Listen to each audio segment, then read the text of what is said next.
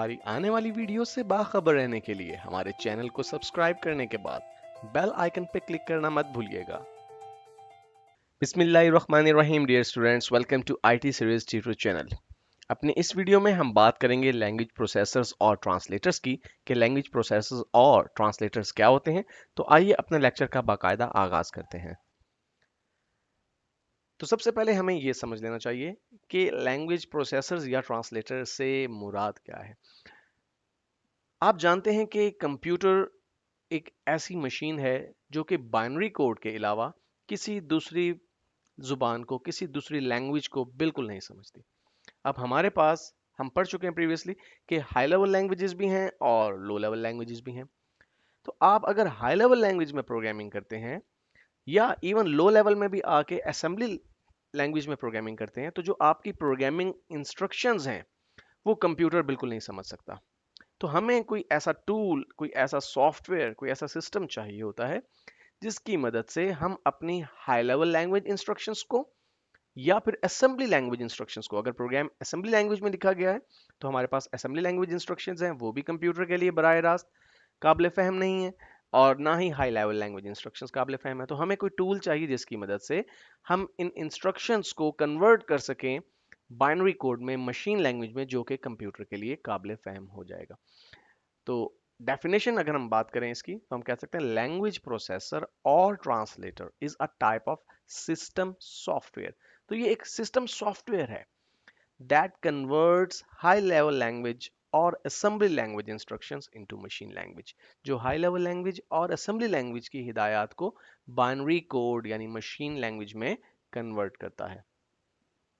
तो language translators या processors की कितनी टाइप्स हैं, आइए देखते हैं। हमारे पास 3 टाइप्स हैं, कंपाइलर, इंटरप्रेटर और असेंबलर। आइए वन बाय वन हम इन टाइप्स ऑफ लैंग्वेज प्रोसेसर्स या ट्रांसलेटर्स को डिस्कस करते हैं। सबसे पहले हम बात करते हैं कंपाइलर की। तो जैसा मैंने प्रीवियसली बात की कि हमारे जो हाई लेवल लैंग्वेज इंस्ट्रक्शंस हैं वो कंप्यूटर के लिए नाकाबिले फहम है, कंप्यूटर उन्हें नहीं समझ सकता। तो फिर एक ऐसा सॉफ्टवेयर जो हाई लेवल लैंग्वेज इंस्ट्रक्शंस को कन्वर्ट करे बाइनरी कोड में, उसे हम कंपाइलर कहते हैं। तो अगर हम डेफिनेशन में जाएं तो a compiler is a program that converts the instructions of a high level language into machine language as a whole. ये जो आखिरी 3 लफ्ज हैं, एज अ होल, ये बड़े इंपॉर्टेंट हैं क्योंकि ये एक खास डिफरेंस क्रिएट करते हैं कंपाइलर और इंटरप्रेटर के अंदर। तो कंपाइलर क्या करता है कि आपने जो हाई लेवल लैंग्वेज इंस्ट्रक्शंस लिखी होती हैं उन्हें एक ही मर्तबा में टोटली कन्वर्ट कर देता है बाइनरी लैंग्वेज या मशीन कोड में। तो आप एक मर्तबा अपना पूरा प्रोग्राम लिख लेते हैं जिसे हम सोर्स प्रोग्राम या सोर्स कोड कहते हैं। प्रोग्राम कंपाइलर पहले पूरे प्रोग्राम को चेक करता है, उसमें सिंटेक्स एरर्स देखता है, कहीं कोई असूल की गलती तो नहीं है। हम पहले बात कर चुके हैं कि सिंटेक्स प्रोग्रामिंग लैंग्वेज के लिए, इंस्ट्रक्शंस लिखने के लिए जो असूल वजह किए गए हैं उन्हें हम एज अ होल सिंटेक्स कहते हैं। तो कंपाइलर पूरे प्रोग्राम के सिंटेक्स को चेक करने के बाद अगर कंपाइलर को कोई एरर नहीं मिलता तो एक ही मर्तबा में पूरे सोर्स प्रोग्राम को कन्वर्ट कर देता है ऑब्जेक्ट कोड में। और बहुत इंपॉर्टेंट बात यह है कि कंपाइलर जब सोर्स प्रोग्राम को ऑब्जेक्ट प्रोग्राम में कन्वर्ट करता है तो एक नई फाइल क्रिएट कर देता है और वो फाइल जो है वो ऑब्जेक्ट कोड या ऑब्जेक्ट प्रोग्राम या ऑब्जेक्ट फाइल कहलाती है। ये बात मैं इसलिए यहाँ पे एम्फेसाइज कर रहा हूँ, इस पे जोर दे रहा हूँ, क्योंकि जब हम इंटरप्रेटर पे जाएंगे तो इंटरप्रेटर और कंपाइलर में जो डिफरेंसेस है उसमें से एक ये चीज़ भी है कि कंपाइलर जो है जब सोर्स कोड को कन्वर्ट करेगा ऑब्जेक्ट कोड में तो एक अलग फाइल क्रिएट करेगा ऑब्जेक्ट कोड की। अब हम कुछ पॉइंट्स इसके डिस्कस कर लेते हैं। पहली बात जो अब हम तीसरी चौथी दफा करने लगे हैं कि एज अ होल कन्वर्जन है, पूरा प्रोग्राम एक ही मर्तबा में कंपाइल होता है। और इसमें बाज़-औक़ात ये प्रॉब्लम भी आ जाती है कि अगर प्रोग्राम बहुत ज़्यादा लेंथी हो, बहुत ज़्यादा आपका लंबा प्रोग्राम हो, तो फिर उसे कंपाइल करने में काफ़ी ज़्यादा टाइम भी लग जाता है। सोर्स कोड और ऑब्जेक्ट कोड, आपका सोर्स कोड जब कन्वर्ट होगा ऑब्जेक्ट कोड के अंदर तो एक सेपरेट फाइल क्रिएट होगी जो स्टोर्ड रहेगी कंप्यूटर के ऊपर। एक मर्तबा जब आपका सोर्स कोड कन्वर्ट हो जाता है ऑब्जेक्ट प्रोग्राम में, ऑब्जेक्ट कोड में, अब उसके बाद आपको सोर्स कोड की जरूरत नहीं है कंप्यूटर आपके ऑब्जेक्ट कोड को बार बार एग्जीक्यूट कर सकता है, जितनी मर्तबा भी आप चलाना चाहें उस प्रोग्राम को एग्जीक्यूट कर सकते हैं।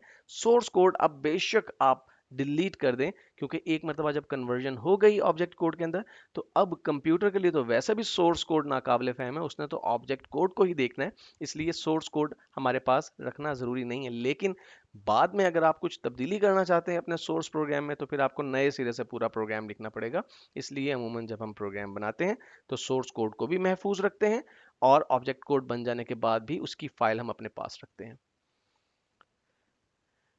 हाई लेवल प्रोग्रामिंग लैंग्वेज की इंस्ट्रक्शंस को लिखने के लिए कुछ खास असूल हैं, और उन असूलों को नाम दिया जाता है सिंटेक्स का। और आपका कंपाइलर आपके सोर्स कोड को ऑब्जेक्ट कोड में कन्वर्ट करने से पहले पूरे सोर्स कोड को चेक करता है कि कहीं उसमें सिंटेक्स की कोई गलती तो नहीं, असूल की कोई गलती तो नहीं। और जैसे हम पहले बात कर चुके हैं कि आपका जो सोर्स प्रोग्राम है या जो हाई लेवल लैंग्वेज की इंस्ट्रक्शंस हैं वो डायरेक्टली कंप्यूटर के लिए नाकाबिले फहम है, तो एक ट्रांसलेटर की ज़रूरत यानी कंपाइलर की ज़रूरत हमें पड़ती है, और वो ऑब्जेक्ट कोड प्रोड्यूस करता है। अगर आप चाहते हैं कि आपका सोर्स कोड कामयाबी से ऑब्जेक्ट कोड में कन्वर्ट हो जाए कंपाइलर की हेल्प से, तो फिर आपका प्रोग्राम एरर फ्री होना चाहिए, उसमें किसी किस्म की कोई सिंटेक्स मिस्टेक नहीं होनी चाहिए। अब हम बात करते हैं इंटरप्रेटर की। तो इंटरप्रेटर क्या है? अगर आप डेफिनेशन देखें, an interpreter is a program that converts one statement of a program into machine code at one time. ये बहुत बड़ा फर्क है।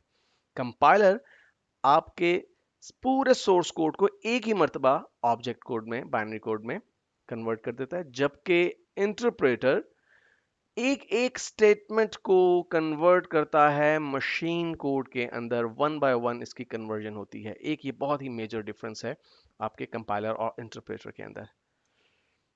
तो इसके अगर इंपॉर्टेंट पॉइंट्स देखें हम, तो हम कह सकते हैं कि एक वक्त में एक स्टेटमेंट कम जो है वो ऑब्जेक्ट कोड में कन्वर्ट होती है, और पहले एक स्टेटमेंट कन्वर्ट होती है ऑब्जेक्ट कोड में। आपका कंप्यूटर उस स्टेटमेंट को, उस इंस्ट्रक्शन को एग्जीक्यूट करता है, और फिर वो जाता है दूसरी स्टेटमेंट की तरफ, दूसरी स्टेटमेंट लेता है, दूसरी स्टेटमेंट फिर कंप्यूटर के लिए नाकाबिले फहम है, तो इंटरप्रेटर उसे फिर कन्वर्ट करता है मशीन कोड के अंदर, ऑब्जेक्ट कोड के अंदर। कंप्यूटर जो है वो अब दूसरी स्टेटमेंट या दूसरी इंस्ट्रक्शन को एग्जीक्यूट करता है, और फिर बारी आती है तीसरी स्टेटमेंट की। यानी आपकी पहले एक स्टेटमेंट कन्वर्ट होगी ऑब्जेक्ट कोड में, वो एग्जीक्यूट होगी, चलेगी, उसके बाद दूसरी स्टेटमेंट कन्वर्ट होगी ऑब्जेक्ट कोड में, फिर वो एग्जीक्यूट होगी। इस तरह से इंटरप्रेटर काम करता है, और एक ही वक्त में ये आपके पूरे प्रोग्राम को, सोर्स कोड को इवेल्युएट नहीं करता, इसे चेक नहीं करता एरर्स के लिए। यही वजह है कि किसी एक पर्टिकुलर पॉइंट पे जहां पे जाके मिस्टेक आएगी वहां पे इंटरप्रेटर रुक जाएगा, जबकि कंपाइलर जो है उस वक्त तक कन्वर्जन का काम शुरू नहीं करता ऑब्जेक्ट कोड में, जब तक कि आपका कोड सिंटेक्स एरर से पाक नहीं हो जाता। लेकिन यहाँ पर इंटरप्रेटर क्या करता है, अगर आपकी पहली स्टेटमेंट ठीक है, उसमें कोई सिंटेक्स एरर नहीं है, तो वो उसे कन्वर्ट कर देता ऑब्जेक्ट कोड में। दूसरे स्टेटमेंट में कोई प्रॉब्लम नहीं, उसे कन्वर्ट कर दिया ऑब्जेक्ट कोड में। पांचवें स्टेटमेंट में जाके प्रॉब्लम आया, तो अब पांचवें स्टेटमेंट को कन्वर्ट करते हुए वो एरर प्रोड्यूस करेगा आपके सामने। तो इसलिए पूरा कोड एक ही वक्त में इंटरप्रेटर चेक नहीं करता मिस्टेक्स के लिए। और जिस स्टेटमेंट में गलती आ जाएगी, डेफिनेटली वो फिर कन्वर्ट नहीं हो सकेगा ऑब्जेक्ट कोड में प्रॉपरली, फिर वहां पे आपको एरर फेस करना पड़ेगा। यानी हम कह सकते हैं कि इंटरप्रेटर उस वक्त तक ट्रांसलेटिंग का काम जारी रखता है जब तक कि कोई एरर उसको नहीं मिल जाता। अब कंपाइलर के कंपैरिजन में अगर हम देखें, तो इंटरप्रेटर एक सेंस में इतना ज़्यादा एफिशिएंट नहीं है। एफिशिएंट क्यों नहीं है? क्योंकि कंपाइलर एक ही वक्त में आपके पूरे प्रोग्राम को इवेल्युएट करता है। अच्छा, इसमें अब दो चीज़ें आपने ध्यान में रखनी है कि इंटरप्रेटर में आपने अगर 100 लाइंस का एक प्रोग्राम है, मैं आपको एग्जांपल से समझाता हूँ। तो अगर 100 लाइंस, 100 इंस्ट्रक्शंस का एक प्रोग्राम आपने लिखा है, तो कंपाइलर जब उसे कंपाइल करेगा तो पहले 100 की 100 इंस्ट्रक्शंस को चेक करेगा। इस दौरान कुछ टाइम लगेगा कंपाइलर को, जबकि इंटरप्रेटर आपकी पहली इंस्ट्रक्शन को फौरी तौर पर एग्जीक्यूट कर देगा, दूसरी इंस्ट्रक्शन को फौरी तौर पर एग्जीक्यूट कर देगा, तीसरी को फौरी तौर पर एग्जीक्यूट, पांचवी में जाके एरर आया तो रुक जाएगा। तो इस सेंस में तो हम कह सकते हैं कि इंटरप्रेटर कंपाइलर की निस्बत तेज काम करता है। लेकिन दूसरी तरफ अगर देखें कि आपकी जो जब प्रोग्राम की एग्जीक्यूशन का टाइम है, प्रोग्राम के चलने का टाइम है, उसमें प्रॉब्लम आती है आपको, क्योंकि कंपाइलर जब एक मर्तबा कंपाइल कर लेता है तो सोर्स कोड बड़ी तेजी के साथ कम एग्जीक्यूट होता है।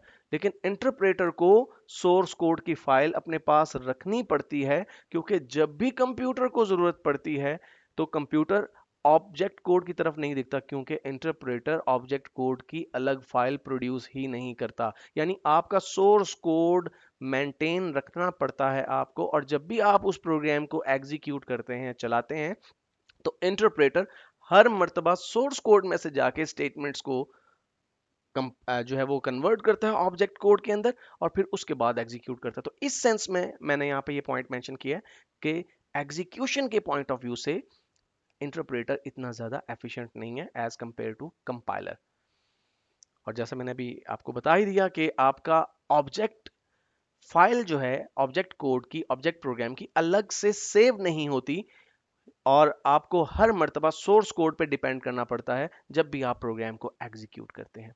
अब हम बात करते हैं तीसरे टाइप ऑफ ट्रांसलेटर की, और वो है असेंबलर।